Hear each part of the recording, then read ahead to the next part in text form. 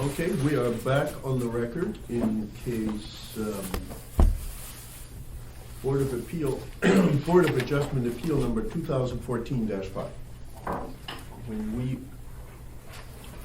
took a break, we were considering Mr. Adams' contention that we should not be referring this case back to the administrative official, because under 2280, capital C, they already considered the proximity issue, and since they granted the conditional use, and in considering all 8 factors listed under C of 280, they essentially said the proximity is fine. We are approving it. The difficulty that I have with that argument is that while 280C2 talks about one of the factors that they need to consider, one of the 8 factors, is proximity of the tower structure to residential structures and residential district boundaries. Okay? That's a pretty general kind of a statement. When you look at 45265A16B, it talks about a specific separation distance, 200% of the allowable tower height. There's nothing in 280 that talks about those specifics. And so to my way of thinking, the fact that they considered, in accordance with 280C2, the proximity of the tower structure to the residential structures and the residential district boundaries, they did not consider waiving the 200% of the allowable tower height. They simply said, yeah, it's close, that's it. But they did not waive the specific requirement. And so I have difficulty with simply disregarding the requirement of 265A16C, which is really what Mr. Adams wants to do. So, Mr. Adams, how do you address the issue of the 200%? Do you just simply say, doesn't apply, we don't need to worry about it? What do you do with it? Well, my suggestion is that it provides the administrative official, among other things. For example, the administrative official has 3 people. He talks to the community council. Yep. He talks to the owner of the property. He talks to the petitioner. That's it. That's all he's got. Correct. Right. So how does he resolve this? How does he know what's right and what's wrong? Okay, well, we'll start with a standard, and he talks to these people, and he resolves it based on what he hears from 3 parties and only 3 parties. Now, a planning and zoning commission has a full public hearing, and so they have this labyrinthian process that's created this document. And with respect to public input, they have an entire array of tools at their disposal: public process, an extensive staff report that's done investigation, results from a community council meeting, which in this one case was somewhat inconclusive. There's a vast array of things. I mean, everything in zoning code eventually defaults. If there's a question, until it enters the legal arena, which is what we're in now, it's a public process, and that's how you determine where you go. It's a public process. The administrative officer doesn't have that latitude. He doesn't have that capacity. It's not even in there. And so with respect to that person, what do? You give them some math. And I think that's what they've done. They said, okay, here's a standard. Now, who knows what, try to make sense of that standard. That's a whole different issue, and we aren't into that arena. But that's my suggestion, is that that's where this comes from. he doesn't have anything to work with, so they give him a standard. The Planning and Zoning Commission has public input, and they made a decision based on public input. Well, except the standard that they're giving him is that that he can waive it altogether. Well, he starts with that. I mean, that's where he starts.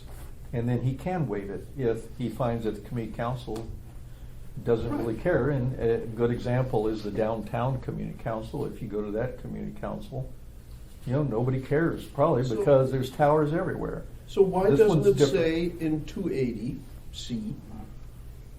C2, why doesn't it refer to the 200%? Well, Why does it it's simply hard to- say it's hard to proximity of divine- the tower structure to residential structures? Why doesn't it say is outside the 200% allowable tower height unless waived by the commission? Well, it does say may waive or reduce, and there's nothing, of course, that prevents the Planning and Zoning Commission, you know, a dutiful person from saying, well, what is that standard? Now, there's a lot, you know, what sort of staff comments, I don't remember what they said. I mean, there was analysis of that in here, so they certainly had that for their consideration. It talked about the 200%. It's right here. It's on page 13, minimum separated from. Hang on. So there is that analysis in Hang on, here. So hang on. they looked at that. Let me take Page 13, under planning staff analysis, their page 7, our page 13. minimum separation Right. distance from protected lands. So it's all in there, and it says the planning commission may waive this in its act as the administrative official. So, you know, therein lies the rub. We've determined they can't act as the administrative official, but the information was there for the commission's determination. And specifically, the language is, the Planning and Zoning Commission may waive or reduce the burden on the applicant of one of these criteria if the Planning and Zoning Commission concludes the goals are better served thereby.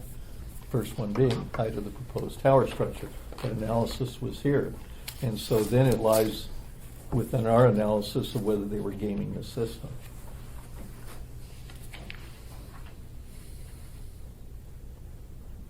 Mr. Stewart, do you have any thoughts on this?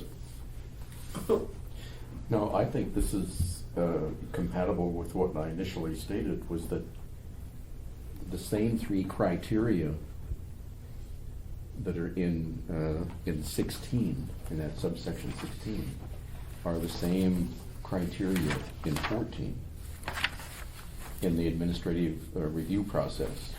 It mirrors it exactly. So in my estimation, that was intended to be part of that site plan review process, and it was guidance to that official of the administrative official. So that it doesn't apply in conditional uses, use applications at all? Not That's what you're not really in a saying. strict sense, because the Planning and Zoning Commission has the ability to change and approve height and proximity. So what you're really saying is, and what I hear Mr. Adams say, is that the 2145-265A section, the 16, shouldn't be there at all. That simply applies when there is a site plan review by the administration. It should be in 14.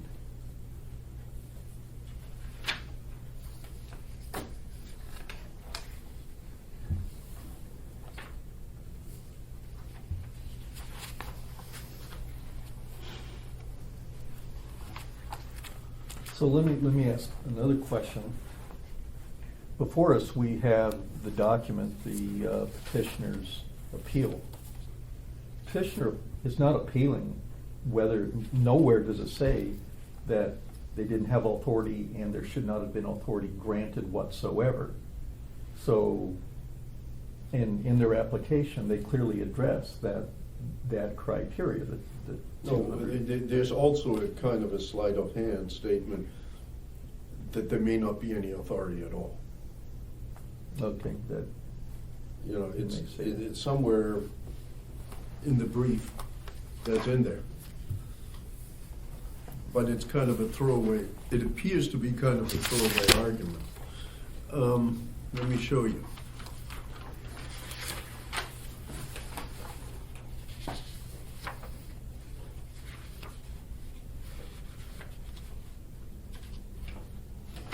I'll come up with it, hang on. I'll find it.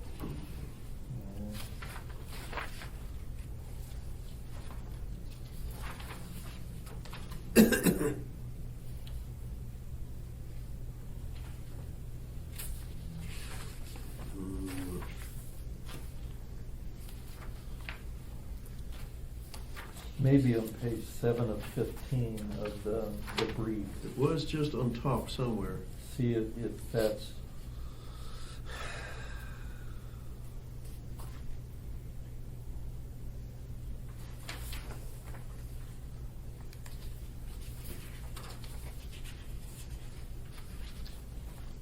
No, it's next page up. Okay, next page It up. is thus arguable that the commission had no jurisdiction to decide the waiver in the first place. It's certainly enough of an ambiguity to support reasonable reliance by appellant on previous precedent. Well, doesn't really mean it. So I guess my question is that they aren't arguing that point. Is that even within our purview to be arguing a point that the appellant didn't even bring up? It's not one of their cases here. He's got Oh, yeah. 4. I don't think that's an issue because we can modify the decision whichever way we want to. If there is, if it's supported by 2/3 on the board and we are exercising our authority of legal interpretation. Okay. So that doesn't trouble me. It is the issue, this outlier that's hanging. But what we could say is, so the question really is, do we shortcut this by avoiding the fall issue to be decided by the administrative official, yes, no? That's really what it boils down to. That's Well, what you're and- really saying. Well, and I That think it doesn't need to go back there. Right. And it raises a larger issue. So are we going to, by our action here in perpetuity, mandate that this problem, until reflected in some change in code by the assembly, goes on in perpetuity, and we basically maintain this conflict? No, it's But our if we set interpretation. precedents now, No, it's- then staff has some guidance in the future with respect to how they act. It's simply our determination that 16C is in the wrong place and should be in 14. Right, that's the one that he's saying would give guidance, and the Right. other one would be to not do that, and then you would maintain in perpetuity or until corrected Exactly, the, exactly. I have a second complication there, which is,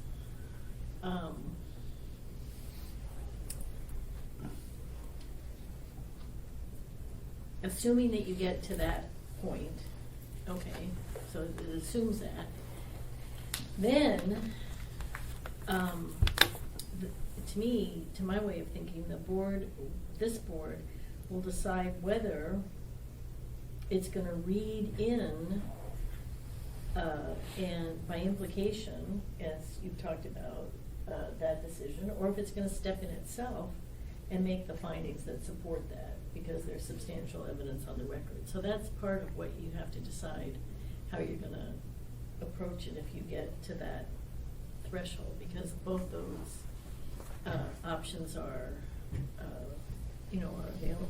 Because as you've said, there's many pages of testimony. You'd make a finding that there was substantial evidence in the record, and then if you had concern that they hadn't, about second guessing what they were intending to do or not intending to do, or given erroneous information or all that, then the way to secure that is to step in and make that finding, and that's what the board does, because even though you can remand on questions of law, remand on procedural matters, it's procedural matters that require public hearing. And so your comments have indicated that you think there's plenty of evidence in the case, so it's not a question of needing more public hearing.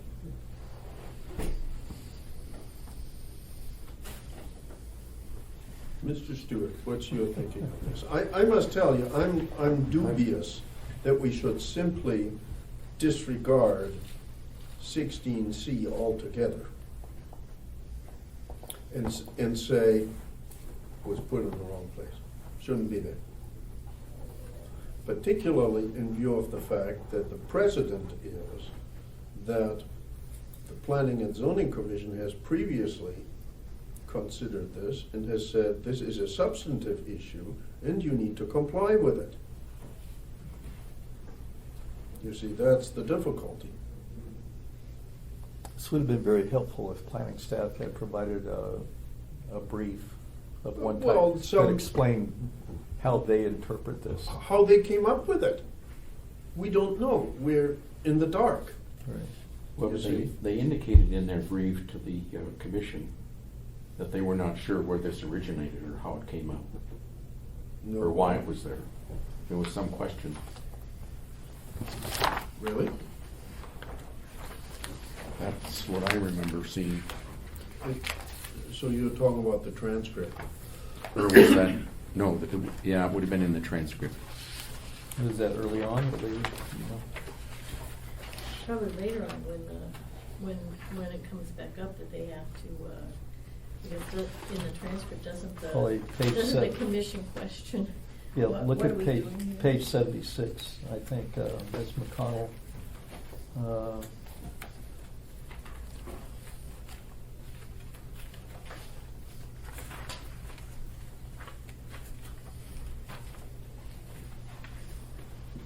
Where'd you see that? Oh, I'm reading, Ms. McCall, I couldn't say, I can't think of one with respect to a tower in a neighborhood. There was a situation, was conditional use for a tower on a light pole, no, Northern Lights and Arrow was residential. Through the chair, was saying yes on August 2nd. The residential structure, was that approved? That was approved. Does it have, can it be anywhere? It can be anywhere co-located. I thought that's where it was going, but I don't see it. That's more what you were talking about, Mr. Stewart, early on when you were trying to find that reference to that and the date to that prior application. Yeah, I don't think that's the one. Mm-mm. There was a whole discussion there, that's where I thought it might have been. See, I think Erica simply forgot about the 2010 decision. Let's see, I think that's what page 3, there's a discussion where she introduces this. Tower does not have the protected separation distance. 21 allows the administration official to reduce, eliminate the separation distance requirements have to be in consideration of the applicant, the property owner, and local community council. Obtaining waiver for separation is conditional approval, so both motions must pass. Blah, blah, blah. required protected. It doesn't say other than just reference. It does not suggest there's a confusion or quandary. It just says that they have to do that. I know I read that.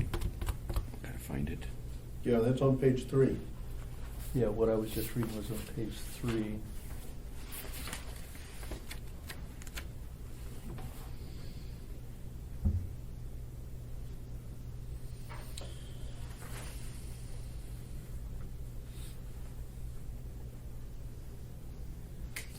Yeah, that was the only place I noticed that issue.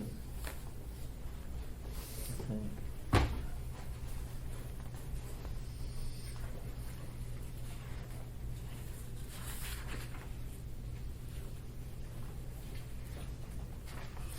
I must tell you, I think I'm leaning to saying this is a substantive provision that needs to be complied with.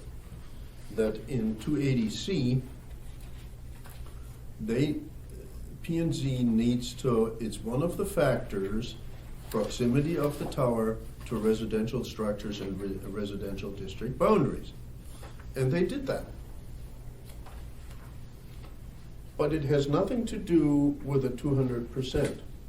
They simply said, yeah, it's close, but it's okay with us. And then the applicant needs to go to the administrative official and get a specific consideration of the 200% fall zone. I must tell you, I tend to think those are two separate issues, and that the applicant needs to comply with both. I know you don't feel that way, but if we agree with your interpretation of it, we have to say that the P&Z was aware of the 200% fall zone requirement and that they waived it. And I don't think we can say that. They said, yeah, it's close. It's close. And they talked about the 200%, but they didn't specifically waive it. I don't see that. Well, I don't see that in the record. look at the motion, though, on the conditional use. And then, of course, the other question I thought you were asking earlier was if the board doesn't look at that administrative waiver, where do they get the standards for the? For the administrative official to make any judgment whatsoever. Well, not for the administrative official, but if they don't use the administrative official, then where does P&Z get the standards that they're supposed to be using when they make that conditional use interpretation? And the answer to that question is that all of that although the administrative official is given the ability to waive it, all of the conditions, all of the site plan supplementary conditions apply to this conditional use, and so it's incorporated in that way. So the actual facts of what need to be in there are done.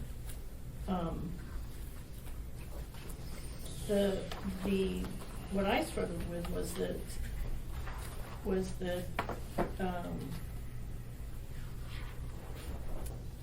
the motion.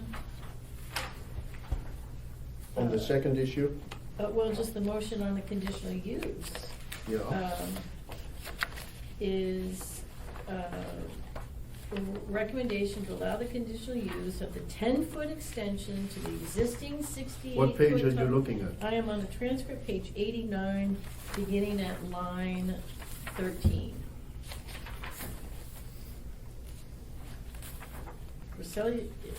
R2 district for maximum height not to exceed 79 feet, so it has everything in there. And as you go through their discussion, they talk about there's no clear line in the sand in these types of cases, and the cases we're gonna see going forward, and, But it doesn't talk about the 200% fall zone. And the reason it doesn't is because everybody knew that was going to be the subject matter of a separate motion.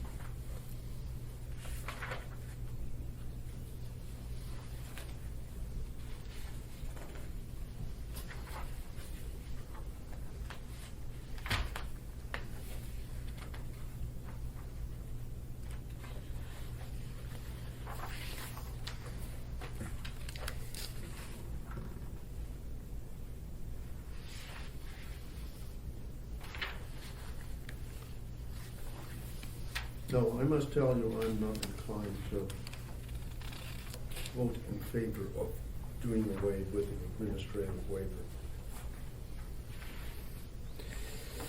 I think that needs to be okayed. And that's in all cases, or in this case? I think in all cases, if it's within the fall zone, there needs to be a waiver.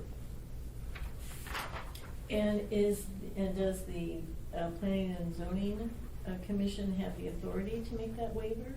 And No. they just didn't exercise it here? No, I don't think so. The ordinance says that it's the administrative official that makes that decision. All the Planning and Zoning Commission says is, yeah, it's close. Except the language specifically says that the Planning and Zoning Commission may waive or reduce the burden on the applicant of one or more of these criteria. One is the height, number two is proximity to residential structures. I mean, it specifically says waive. And without They getting didn't into waive it. it. In this case, but when you say in Well, all they- cases that they know, that they do not have the authority, then you are saying that in all cases, they do not have the authority to consider all Oh, I eight see what you're factors. saying. And so I Well- think that there is, this board needs to be very clear on that kind of analysis, because bad facts don't I make. understand what you're saying. No, I take that back. It would have to be just in this particular case. Because it would have to be presented in a different fashion to the Planning and Zoning Commission, so that they knowingly waive the C2 requirement, the proximity. Knowingly and intentionally, and say, yeah, it's very close, but we're waiving that in this case. Well, they never did say that. Well, there's also requirements for parking. It doesn't talk about parking. I mean, it did, but they waived any parking because parking's not required. It's in an alley. You can get right to it. So Doesn't they apply. didn't say that the parking is waived. They didn't say a number of things were waived. But de facto, if they said, we will accept this tower at this location at that height, de That by facto, implication, by implication, they must waive it. must have. Must have waived it. And I think that's a strong implication in this case. There was a lot of testimony. I mean, that's really what the argument was about, to Yeah. a great degree. That's true, I can't deny that.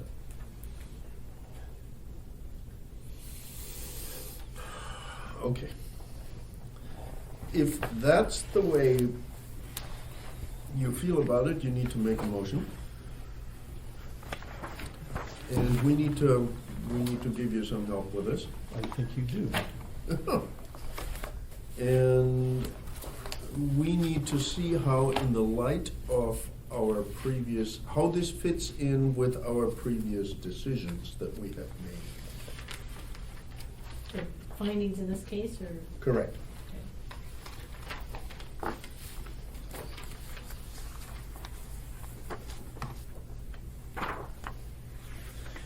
Okay. Okay, substantively, we found that P and Z made an error. It's an error of law. We found that.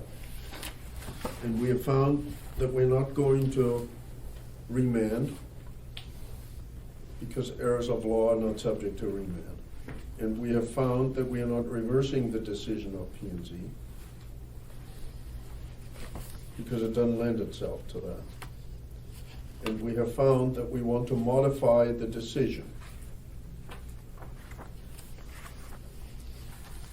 And so far, we have not talked about the inclusion of anything relating to a condition to send it back to the administrative official. You did, you made a motion. Did I? Yes, it was included in your motion, and you have not voted on that motion, is my recollection of it. Okay, and that concerns the additional findings, the conditions of approval. Yes, It's correct, we didn't vote on that. Because that's when that's what the Mr. discussion Adams is piped about. up and Delayed raised the- this issue. Right. So if we simply, let's say for argument's sake, that we leave out that condition that go back to the plan, to the administrative official, then we are simply approving the conditional use the way it was voted on. And presumably, that was under the three ordinances: the general conditional use, the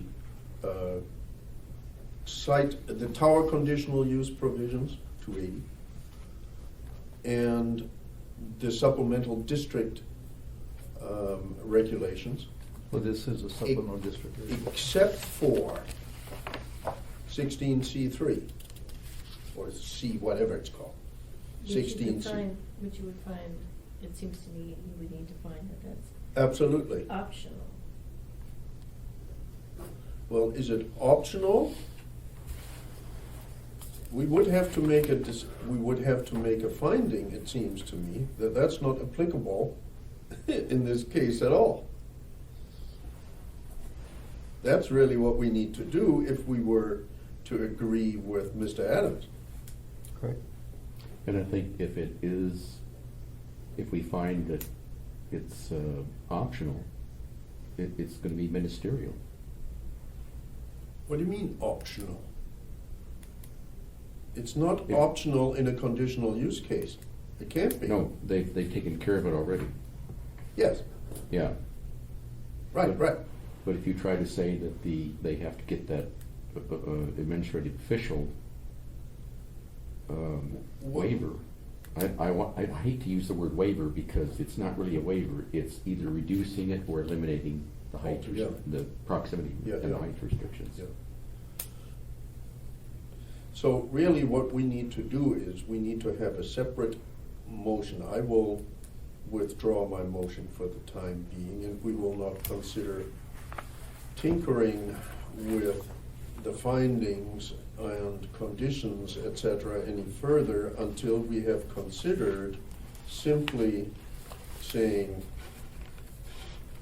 that 265C16 has no application to this case at all, as all considerations of applying or of granting the conditional use are contained in 280C Correct. and the general conditional use provisions. And that And the this other is supplement- inconsistent. In fact, that 16C is inconsistent with the standards of a conditional use for a tower as stated in 280C. Julia has that. You understand, Julia, what I'm saying? We need to talk about this. I agree that you need to both talk about it here, but the decision needs to talk about it. The decision needs to differentiate. So really what you need to do is, Mr. Adams, you need to make a motion that says any reference to 265A16 was misplaced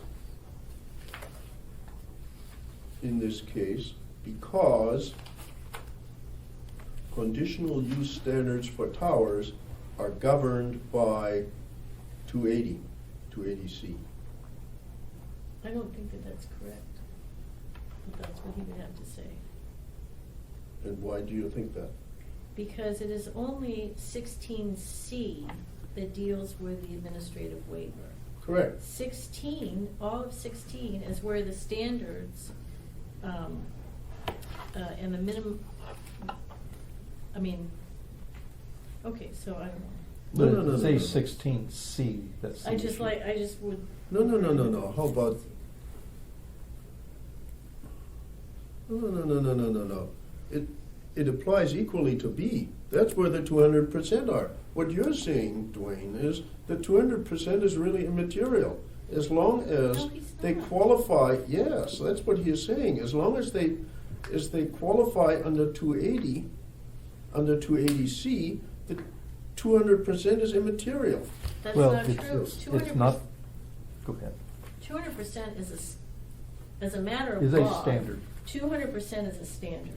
It's a supplementary standard, and the conditional use requirements say that you apply the supplementary standards. It's only C that says, well, on this particular supplementary standard, there's an option to have the administrative officer waive it. And so Reduce I think that you're putting something into Mr. Adams's analysis that isn't there. Well, where does it say in 280C that the supplemental district standards apply? In 280, Where? Well, it is the supplementary district standards, that's what this is. right, It's the but he's conditional asking use me, standard. it says the, Where does the 200% enter into under C? I thought I heard you say that Well- it really doesn't come into play. Well, it's not that it doesn't come into play, it's that it's a simple matter that if we accept this as a standard, which I think we can accept, that they have full ability to waive or reduce the burden. It's in the language. And so whether they, in their debate, they considered and in effect waived that standard in their decision. Now, they may have not have used that term, but they accepted the height and the distances, and there was extensive debate about whether it's 7 houses or whatever the number was. And in accepting that and approving that, they de facto waived that 200%. They discussed it at length, they discussed it. So in making the decision, they waived it. Okay. Whether they use the term is immaterial because they waived it by their very action. That's what I'm saying. So I'm not saying that doesn't, I'm saying the one that's wrong is this, I think the intent was that the administrative official, as part of the administrative site plan review, has the authority to do that. But that's where he starts. And that it's misplaced. Yeah, but get away from misplaced. I don't think we need to go No. there and just say it. No. and my concern, Chair Guchow, is that aside from special findings that you're gonna make about this case, to make a finding in the context of this case that may apply to all other cases, that says that that the standard doesn't apply, the supplemental condition standard doesn't apply, so that other future planning and zoning commission decisions under C2 can't waive it and don't have a standard because it's out there someplace else would not be a good thing. So how would you want to word what we are going to say here? Well, I think that we're on the right track in saying, if I understand Mr. Adams's point, is that the Planning and Zoning Commission's decision as the administrative official is not authorized. You guys already said that. We've said that. And then if you want to look at this C thing, I'm not sure you have to address that at all. I think he was bringing it up because you said you wanted to add it as a condition, so now. No, we're getting away from the condition, obviously, that's what Mr. Adams's objection is. So really what he is saying is that by approving the conditional use, the Planning and Zoning Commission, in essence, issued the waiver that's required. I thought that what he was under saying was that 265C. by discussing, in their discussion, that, I don't know, it's like, to me, there's substantial, you'd be saying that there's substantial evidence in the record to demonstrate that the Planning and Zoning Commission considered all of the factors in all of the factors under 280C. 250 Under 280C. C, and that Including the proximity issue. yes.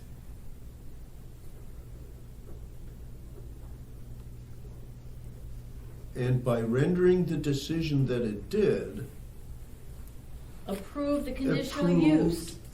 by approving the conditional use, it Waived. the it standard. inherently waived the requirement of the 200% fall zone. Correct. That's really what you were saying. That's what I'm saying.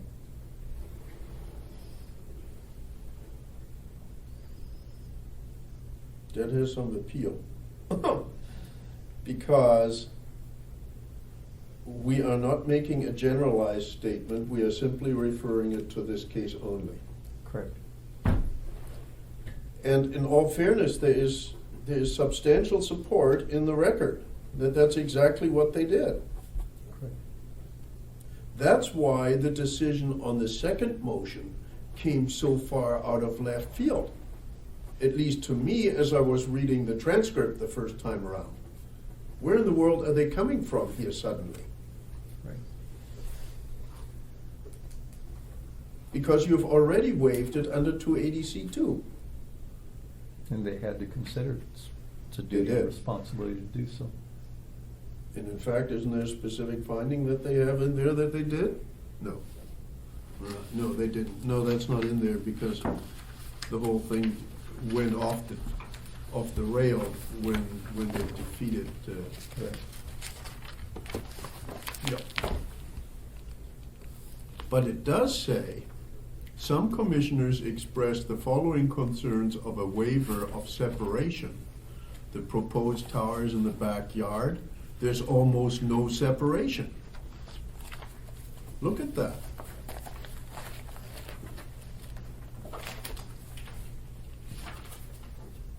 Well, that is a policy of the Planning and Zoning Commission now to provide the negative view as well. And whether it's 1, 2, or 3, this is explaining that they did consider, That they considered it.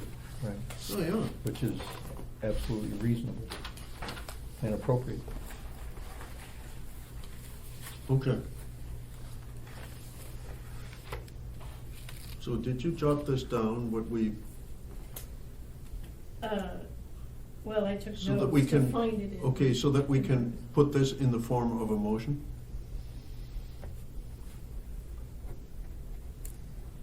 Can we read what I have? Yes, So you please. can fill it? Please. That all factors under 21, including factors listed in 2150 280C. Well, I guess okay. There was substantial evidence in, so maybe you have to divide it into two things. One is that there is substantial evidence in the record concerning all factors listed in 2150 260C. That's one finding. 280. I mean, 280C, excuse me. I wrote 280, I said 260. So that would be one finding. And then two, that in granting the conditional use, that the Planning and Zoning Commission inherently waived the 200% separation fall zone. In approving the conditional use,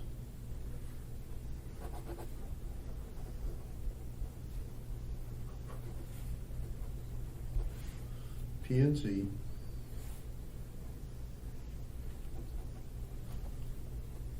waived. You like, Mr. Stewart, you like to get away from the word waived. Although, That is the language. that in is the 2- language 280. in 16C. 280C. No. 16C. In 16C. Oh, 16C Yeah. doesn't use waive, it No, it uses says the reduce. minimum, the administrative. May be reduced or eliminated. Right, not waived. Right, Okay. I understand. In approving the conditional use, P&Z reduced or eliminated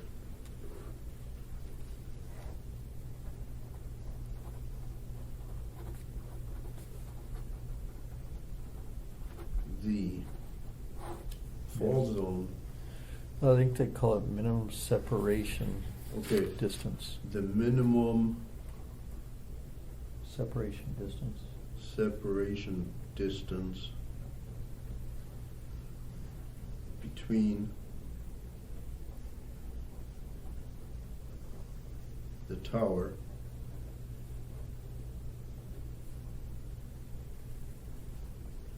and Use protected land uses. Well, is it, in this case, it's not the land use that's in question because we're already closer to the residential zoning line. structures. It's principal residential structures. Okay, we can be specific, right? And the nearest. No? Well, you have the, I guess.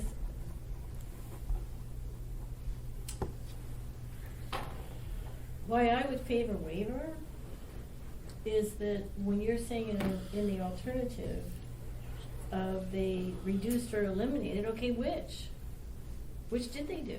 Did they reduce or did they eliminate it? I mean, Reduce you're it. having to, you're parsing, whereas waiver gets to what they did, that they waived that Well, separation distance. I guess they could have gone to, what, about 90, is it 95 or 98 feet if it was co-location? Mhm. So in this case, it's 78 plus 10, or 68 plus 10. So they're at 78. Actually, they set it at 79. Mhm. Yeah. No, but that's something different. We're talking That's about the the height. fall zone. The- We're talking about the fall Yeah. zone. Separation distance. Yeah. And so I think that waiver is the appropriate word for that, because I wouldn't know how to answer the question about whether they reduced it or they eliminated it. They waived it. Which is within their And- authority. Okay. Which is in I their could- authority, and it's just, I mean, I don't think it necessarily means that they did it as the administrative official, they did it as Okay. planning Right, and right, zoning. right. Let's All right. not. I can go with waiver as long as it's done in the context of 280C. Yes. I think it's- okay, I mean, I'm just giving you back what I'm hearing that you're trying to do, I'm not. Yeah. I'm just trying to- I can't verify whether they actually reduced it Or simply eliminated it. approved. How about approve the proximity of the tower structure to the nearest residential structures? Works. Well, Because that tracks the language of 280C2. Proximity of the tower structure to residential structures. So that the motion reads, But it says may waive or reduce the burden on the applicant on those factors, well, they may waive or reduce. the burden on the applicant. Well, you could say that you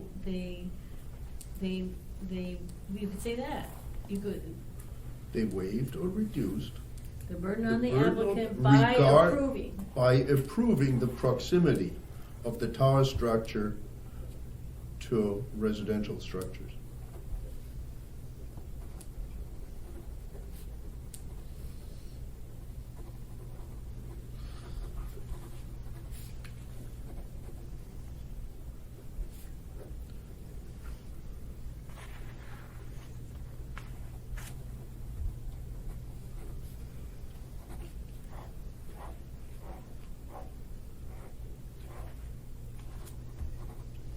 And I think we could add in as allowed by 215280C. Or have we said that enough?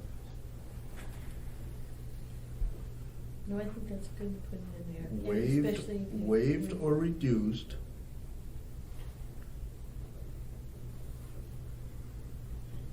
the proximity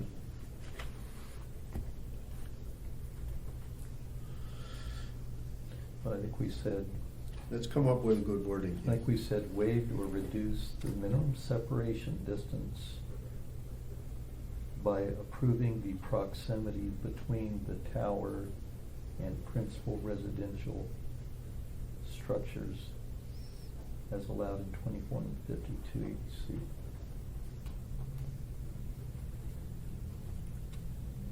Okay. All right, so we have two motions here.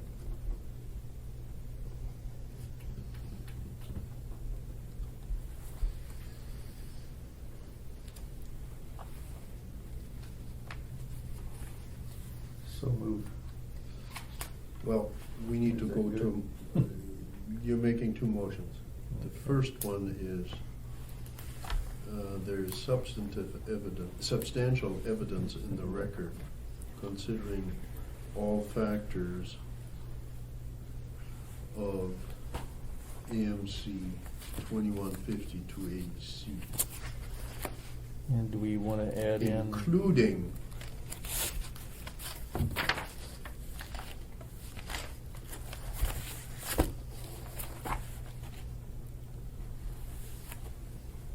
the issue of proximity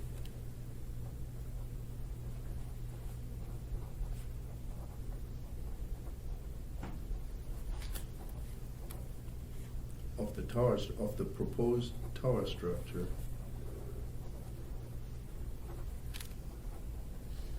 The way you said it before was the minimum separation distance requirement between the tower. No, and the that's it, principal that's the, structure. no, that's Oh, the that's second one. motion. Okay, sorry. Structure.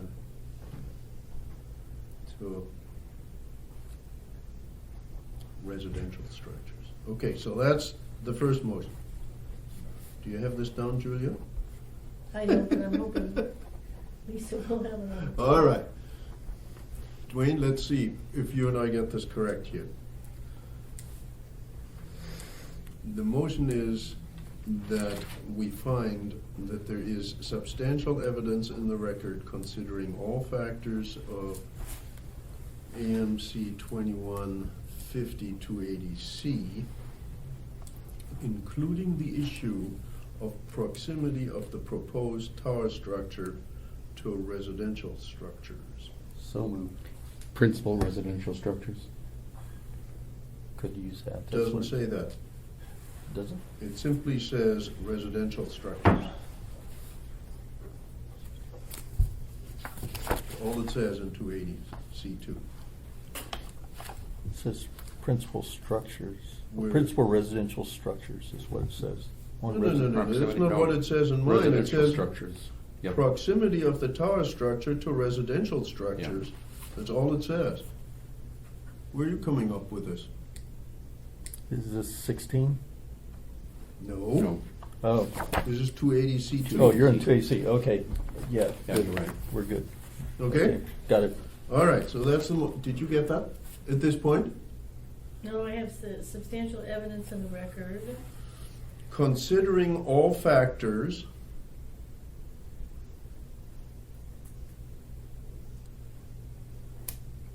of AMC 2150-280C, capital C, comma, including the issue of proximity of the proposed tower structure to residential structures, including the issue of proximity of the proposed tower structure to residential structures.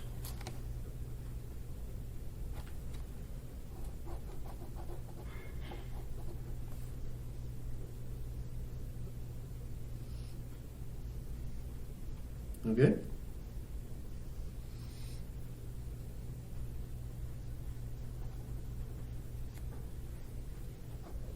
So that's a finding, a separate finding by us. Okay, and you had a vote on that, did you? Not yet. Well, we have to. That's just the motion. We Okay. have to move it in second. And you have moved that, and Mr. Stewart will second that, correct? Second. All right, so it's been moved and seconded. Mr. Adams, any discussions of the motion? I think we've pretty much spoken to this. Do we need to reiterate the reasons? I would like you to. Okay. First of all, there is substantial evidence in the record. There are many pages devoted to the issue of the proximity of residential to this tower, and the issue of both fall distance as well as separation distance, determining how it was phrased at the time. And in that, there was also discussion about the greater public good that would be needed. And there was a very good exchange, in fact, working even as committee as a whole, that they discussed this proximity issue and how close this was. And there was also ample evidence of the measurements, both in the record as well as in the discussion of how close residential structures were to this tower. Mr. Stewart, any additional discussion? No, but I think this leads us in the We were correct. only talking about this motion. Okay, Don't stray. nothing more on this one. Okay. The only comment that I intend to vote for this motion. And the only additional finding that I would make to support my vote on this is that it was clearly inherent in the vote that they considered all these issues and that they approved of them, and that they approved of the proximity of the tower to the structure. Had they not approved of it, they would not have approved the conditional use, because they are required under 280C to find all of these, that it satisfies all of the conditions. And this is one of the conditions of approval. So, any further discussion? Thank you. Seeing none, we will vote, and the findings will be those of Mr. Adams and myself. Lisa? Bernd Gutschall, Yes? Robert Stewart, Yes? Dwayne Adams. Yes. And the motion passes 3-0. Now, Mr. Adams, we come to the second one. And that too needs to be a finding. And we will help you with this in framing this. And what I have down here, and you need to supplement this, in approving the conditional use, the Planning and Zoning Commission waived or reduced the minimum separation distance between the tower and the principal residential structure, as specified in 2145 265A 16B.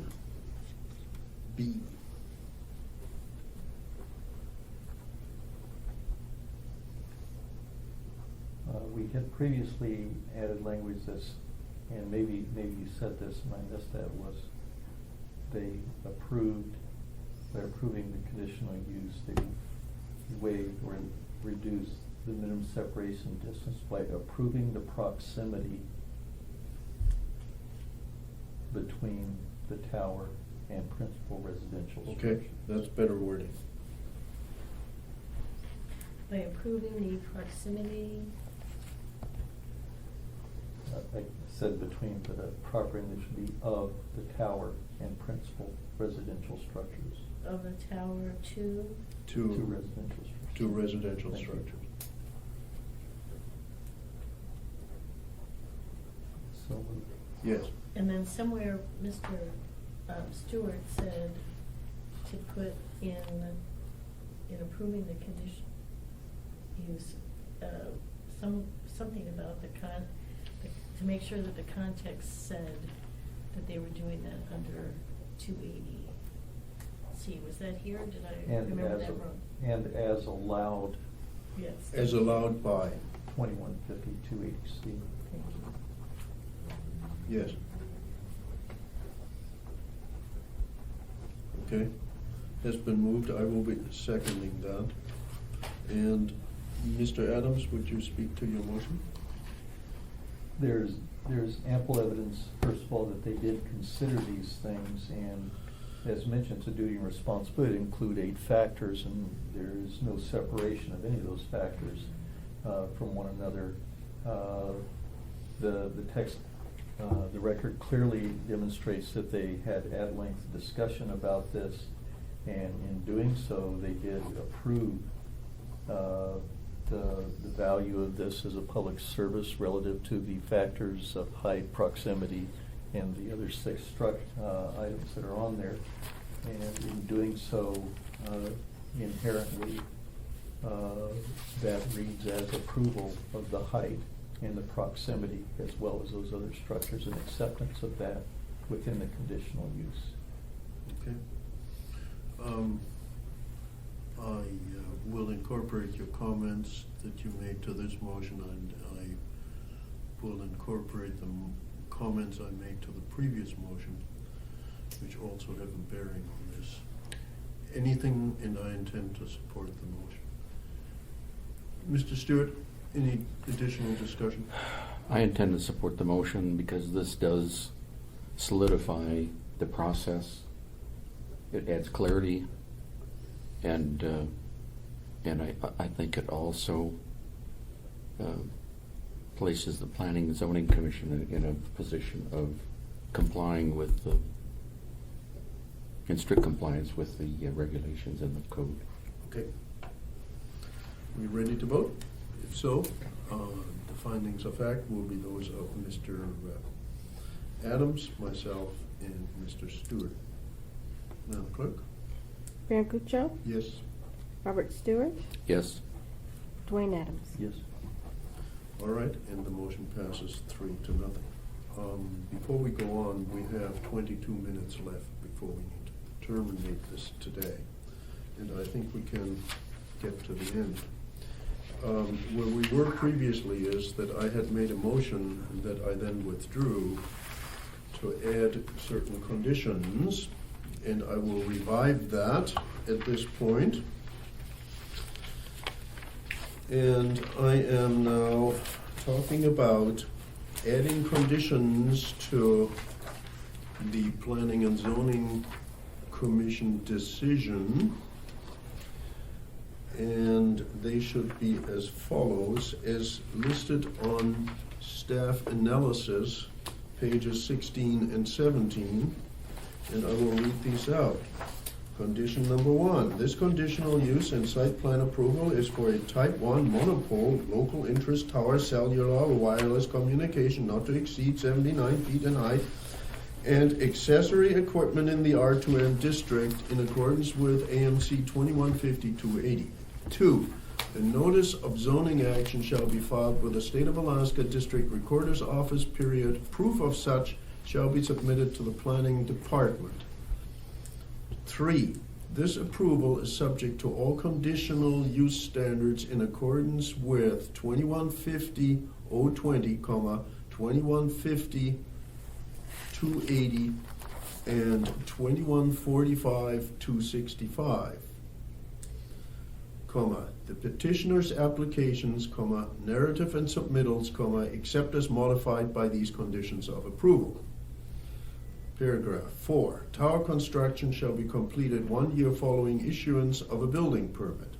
5, an identification placard shall be attached to the tower structure or the security fencing in a location clearly visible at eye level. The placard shall include the name and address of the tower structure owner, tower structure manager, date of erection of the tower structure, and owner's name and address of each antenna on the tower structure. Paragraph.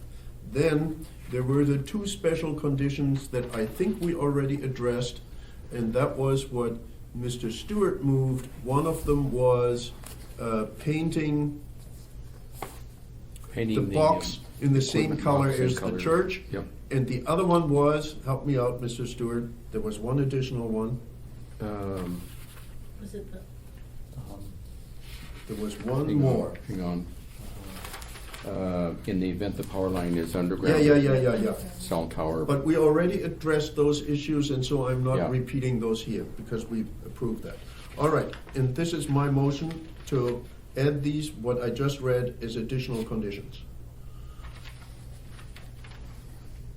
And who will second that? I'll second that. Okay. All right, then let me speak to the motion. What I intend to incorporate and what I hope we will all be able to agree on are the standard conditions that planning department staff attaches to conditional uses of towers.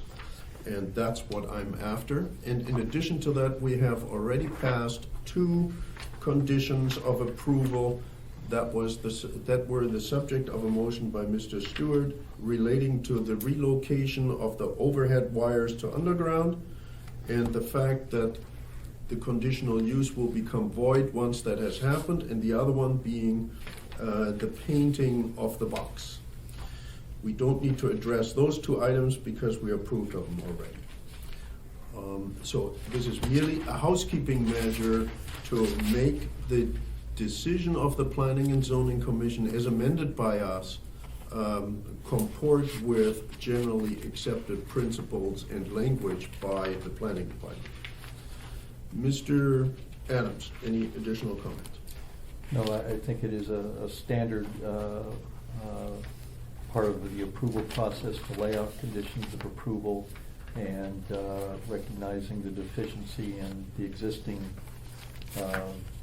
resolution that these needed to be added so there's clear understanding of what actions are appropriate to the petitioner. Okay. Mr. Stewart, any additional comments? No, I think this is clear All right, guidance. we are then ready to vote on this issue, and the findings of fact supporting this motion are those of myself and Mr. Stewart. Madam Clerk? Brancuccio, Yes, Robert Stewart, Yes. Dwayne Adams. Yes. the motion passes 3-0. Are there any additional findings that we need to address? Ms. Tucker, are there any that you wish to address at this point, or are you done? I must tell you,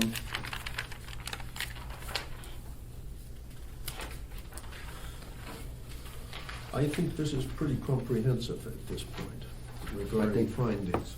I have one, Yes? kind of like a housekeeping thing, but Exhibit B of the appellant brief dated January 14th, 2015. Yes? B and C. B is a plat, is a drawing of some It's a sort. drawing. C is, That drawing was generated after the commission hearing. It was not presented to the commission, therefore it's new evidence, even though it seems to be clarifying. it's simply a clarification. That's what you're saying. Yes. Okay. But it was not So would you like presented to to the make that commission. part of the record? Do you? Is that what you're saying? Well, It clarifies things, yes. And It so- does. And it's a nicely drawn map. I agree with you there. So if you want to incorporate that, that's fine. I would then also suggest that you incorporate appellant's Exhibit C, which is the minutes of the community council meeting at which this matter was discussed. Okay, so Okay. what your motion is that we take judicial notice of Exhibits B and C Exhibit. of Exhibits B and C of the appellant's, or to the appellant's brief. Isn't that right? Yes. That's what you want to do. Julia, are you following this, or are you? I am, I Liz? guess, the concept of the official notice is focused on interpretation of code, not on clarifying the arguments. Okay, And I think that, that I didn't see anything in any of the findings that you made that depended on those 2 documents. No, there isn't. Okay. that's not entirely. What about the vote. The The vote vote. of the community council, but I think that was in the. C, right. Correct. But wasn't that in the record?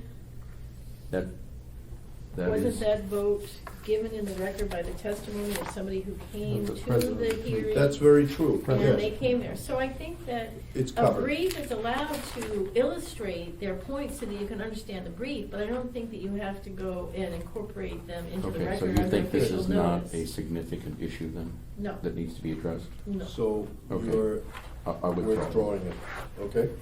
Any additional findings that we need to make? Hearing none, let us move to conclusions. And this is the conclusion of our decision. These are not conclusions that amend the Planning and Zoning Commission resolution. This is simply part of ours. And what I propose is the following, that our conclusions state the following. Number one, this appeal was heard in accordance with AMC 2130-090. Number two, failure to present 14 additional comments to the Planning and Zoning Commission was harmless error.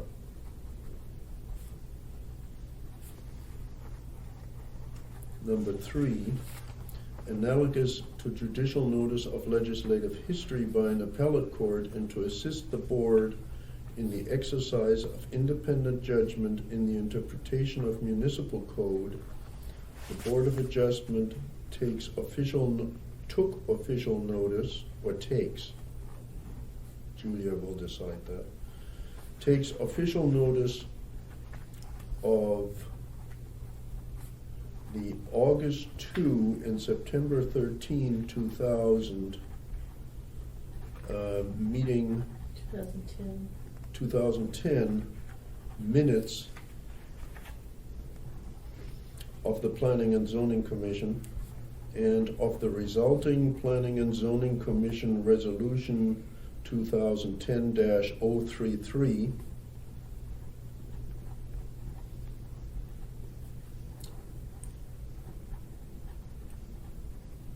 attached as Exhibit A to appellant's brief. We may not need that at all. Number four, the meeting at which the Board of Adjustment decided this appeal was held in accordance with AMC 2130-080.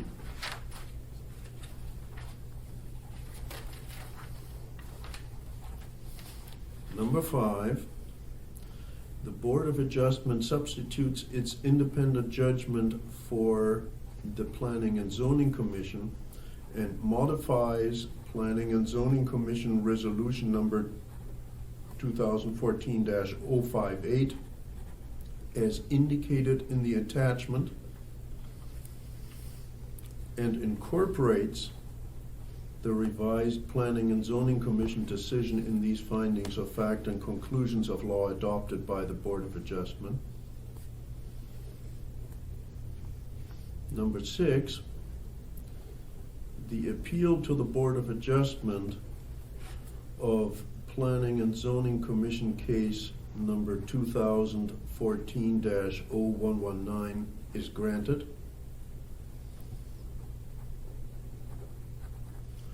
And Planning and Zoning Commission Resolution 2014-058 is modified by this decision. Number seven, No, listen to. okay, I'll give you a minute.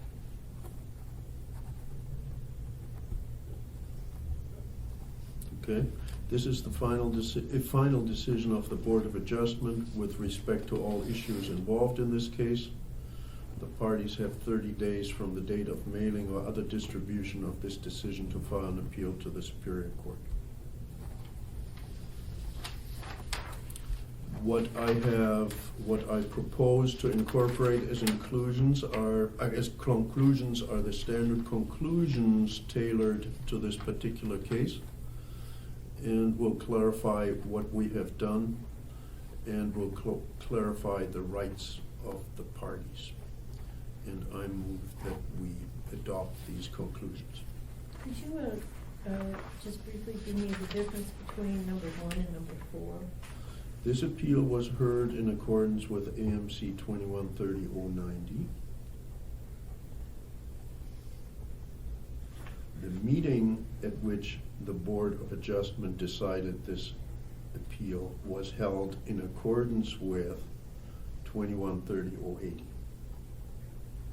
And sometimes you've asked me to add, that the meeting, and you've had me put in, over to the public or something about that. Do you want me to continue to do that? Yes, please.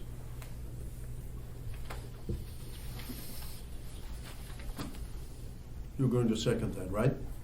Absolutely. Second. All right. As I said, to my way of thinking, this crosses all the T's and dots the I's. We need to have conclusions of law. We have findings of fact that we argued over now for about 4 hours, and these are the conclusions of law resulting from those findings. And these are standard conclusions tailored to this particular case, and I intend to vote in favor of them because I think they are appropriate in this case. Mr. Adams, anything you wish to add? No. Okay. Mr. Summarize. Stewart? No, I intend to vote approval. Okay. Please vote. The findings of fact will be those of myself and Mr. Stewart. Madam Clerk? Baron Gutschall, Yes. Robert Stewart, Yes. Dwayne Adams. Yes. And the motion passes 3-0. Is there anything else you need to do regarding this matter to enable you to prepare the draft decision? Ms. Tucker? I will be dependent. Yeah, but as far as we are concerned here tonight. No, as far as Okay. you are concerned, no. Great, okay. Then we come to the next order of business tonight. I'm looking at the agenda. Is there any new business that we need to discuss? Any new business? Seeing none, we are zipping right along. Reports, are there any reports we need to consider? No. None. Member comments? Anybody have any comments? Well, my comment is, Mr. Adams, considering that this is your first case, I'm very appreciative of your expertise as the former member of P&Z. You have made a significant difference here tonight. And I'm very appreciative, and I think that goes for everybody here today, including the parties. Okay? Any other member comments? No? Audience participation. That is an item on the agenda where the audience may make comments, but the audience may not address adjudicatory matters before the board. In other words, you cannot comment on the case that we just considered and decided. When adjudicating an appeal, the board may consider only the material considered in the appeal packet as supplemented by us here tonight, and may not hear argument nor take additional testimony or other evidence that is provided by the code. So are there any comments from the public? Any comments at all? I guess I have one. Yes. My- Would you identify yourself for the record, please? Mark Modrow, and I'm corporate counsel at GCI, so I'm a party. And I have to confess that zoning is not my practice area. My last zoning appeal was heard by the Borough Assembly before unification. That was the old Tudor Road change. But I've been a hearing officer and I've been on several adjudicatory panels, and I must commend you because you demanded the record and the law and the facts. It was very much impressive. And I guess as a citizen, I have to thank you for your obvious diligence and service. Well, thank you. Any additional comments? Not if we can't discuss the case you guys No, were we just cannot. talking about. We I'm cannot. sorry. Okay. All right. Seeing no additional audience participation, Good. I Go, Mark. suggest we adjourn. Yes, ma'am. We Lisa. skipped over trying to set a date to reconvene. Do we not want to do that? Oh, you are so correct. Let us consider this. I think we need to play this by ear because that depends on when you can have the transcript, when Julia can work on this, and when I will be back. So I assume that this will be finished after the 20th. Right, but we could set a date for that. So, That would fit your and- schedule, and then we'll work to that date. And I failed to bring a calendar. So, but it strikes me that there is Memorial Day. That That's the is- 25th. That's the Monday. 25th. So how about the 27th of May? That's the 27th is Wednesday, isn't it? Right. Okay. How would that be? That would 20 give you, Julia, That would, except that, what if I'm taking the week after Memorial Day off? So what about doing it the Wednesday before Memorial? You're back. well, wait a minute, I'm That's back the on, day I'm back on the return. What day- 20th. What day of the week is the 20th? That's the Bob? Wednesday. That's a Oh, that is Wednesday. Wednesday. What about Um, Thursday? I, No, it doesn't work. that doesn't work for me, sorry. Okay, The 21st, you're thinking? yeah, Yeah, that doesn't work, I'm sorry. okay. Okay, so Um, let's go to your plan. Plan B, the Yeah. 25th. Yeah. You're not allowed to take. Well, 25th 25th is is Memorial Memorial Day. Day. Oh, 27th. I'm sorry, 27th. 27th. So. You're not here, you're. Wait a minute, we don't want to prevent you from leaving. When will you know whether you are leaving or not? Is the, what day of the week is that? It's a The- Wednesday. It's the Wednesday. It's Wednesday after 27th is Memorial Wednesday. Day. Okay, so let's just set it for that. And Okay, I'll- yeah. and if it doesn't work, you let me Then I'll let know, you and know, then we will and then do can- something. Okay, okay. Okay? Okay, I All right, appreciate that. so, Thank you. the decision will be considered at the next meeting of the board, and that will be May 27th at, we generally do this at 4 o'clock. Yes, that'd be great. 4 o'clock? 4 Earlier the p.m.? better. Dwayne, is that okay with you? Mhm. Okay, 4 p.m. And Okay. That's 20, 27 May, Wednesday, got it, 4 p.m. 4 PM. Good deal. All right. Anything further? Seeing none, the meeting is adjourned.